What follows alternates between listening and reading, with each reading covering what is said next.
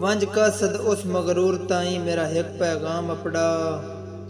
अण निभदी कड़मा सड़ियां दी उन लफज बा लफज सुना।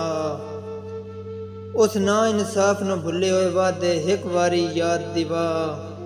अखी दर्द पिराने घड़ियां दा उन मुंह सरकार विखा।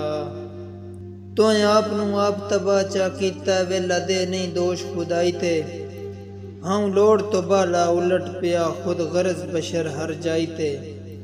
तेनू आख्या ना मखलूक खुदा दी घत काबू दिल सौदाई ते। ओ दर्द किदां दे नहीं रंदे जड़ जीवन आस पर आई ते।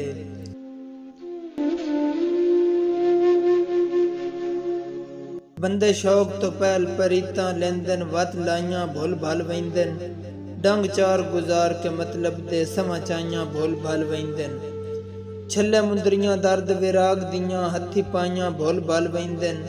लब्बे बख्त ते सज्जन गरीब दियां चंगियाइयां भुल भल वैंदन। लब्बे बख्त ते सज्जन गरीब दियां चंगियाइयां भुल भल वैंदन।